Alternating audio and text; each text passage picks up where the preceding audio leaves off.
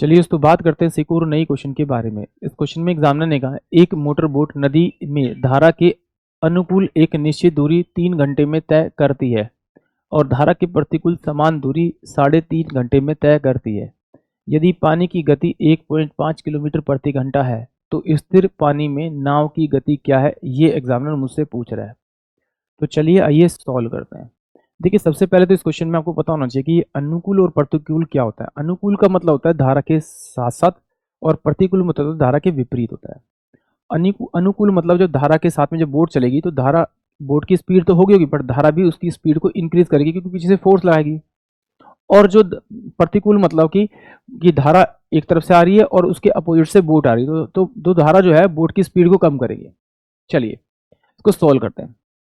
देखिए एग्जामिनर ने क्या कहा मुझसे कि भाई अगर मैं बात करूं धारा के साथ यानी धारा के प्रतिकूल तो बोट जो है वो कितना लेती है, आपका 3 घंटे लेती है। और धारा के विपरीत की बात करूं तो वो कितना 3.5 घंटे लेती है। 3 सही 1/2 यानी कि कितना हो जाएगा 7/2 आवर। इसको सोल्व करूंगा तो ये कितना हो जाएगा आपका 6। अगर ये 6 घंटे लेती है तो ये 7 घंटे लेगी। ये दे रखा है मुझे आपका टाइम और मैंने वाली टाइम का रेशियो दे रखा है। तो अगर मैं इसको रिवर्स कर दूंगा तो ये 7 और 6 आ जाएगा। ये मेरे पास में आ जाएगा स्पीड का रेशियो। अब ये जो स्पीड के रेशियो जो आया वो क्या है, धारा के साथ जो स्पीड है वो 7 है किलोमीटर पर आवर है और जो धारा के विपरीत है वो कितनी 6 किलोमीटर पर आवर है। अगर आपके पास में ऐसे ही दो स्पीड हो यानी कि धारा के विपरीत हो और धारा के साथ हो तो अगर आप उन दोनों स्पीड को अगर जोड़ेंगे तो आपके पास सम 13 आ रहा है और 13 को अगर 2 से भाग करेंगे तो आपके पास में बोट की स्पीड आ जाएगी।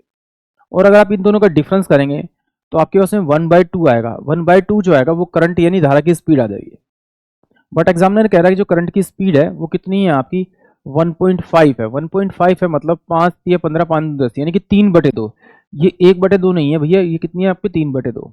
तो इसे किससे मल्टीप्लाई करना पड़ेगा आपका 3 से, जिससे इसे मल्टीप्लाई करो उसी से मल्टीप्लाई कर दीजिए। तो 13 3 39 बटे में आपका 2 सोल्व करेंगे तो ये 19.5 आएगा किलोमीटर पर आवर। ये क्या है आपकी बोट की स्पीड, यानी कि ऑप्शन जो सी होगा वो इस क्वेश्चन के लिए करेक्ट होगा। इस तरह से तो आपको एग्जाम में करना है। अब एक बार समझ भी लेते हैं इसे और अच्छी तरीके से, अगर इस तरह से नहीं करना। देखिए एग्जामिनर ने कहा है कि भाई जो बोट की स्पीड है वो माना कि भाई x किलोमीटर पर आवर है और जो करंट की स्पीड है, करंट मतलब धारा की स्पीड है, वो y किलोमीटर पर आवर है। और वो कहता है धारा के अनुकूल, अनुकूल यानी धारा के साथ साथ जा रही है तो वो 3 घंटे लेती है किसी डिस्टेंस को कवर करने पे। माना कि डिस्टेंस d है और वो इसे कवर करने में कितना लेगी आपका 3 घंटे लेगी। ठीक है।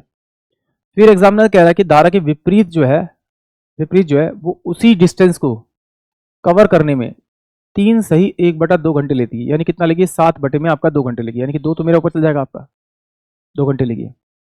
7 बटे 2 लेंगे 2 ऊपर चल जाएगा। अगर मैं इन दोनों को अगर मैं डिवाइड कर दूं तो ये मेरे पास में x प्लस का y आ जाएगा या x प्लस का y आ जाएगा और ये हो जाएगा मेरे पास में x माइनस का y हो जाएगा बराबर में डिस्टेंस अपॉन में 3 इंटू में 7 बटे में डिस्टेंस इंटू में आपका 2। ये इससे कट जाएगा तो x प्लस का y, x माइनस का y इसकल टू में कितना आ जाएगा आपका 7 बटे में आपका कितना 6। क्रॉस मल्टीप्लाई करके तो 6x प्लस का आपका कितना आ जाएगा आपका 6x प्लस का 6y बराबर में ये कितना हो जाएगा आपका 7x माइनस का आपका 7y हो जाएगा। ठीक है 7y। तो इसको मैं इधर इधर भेज दूंगा तो कितना हो जाएगा आपका 13y बराबर में इसको इधर भेज दूंगा तो मेरे पास में कितना आ जाएगा x आ जाएगा। यानी कि ये मेरे पास में इसकी वैल्यू आ गई।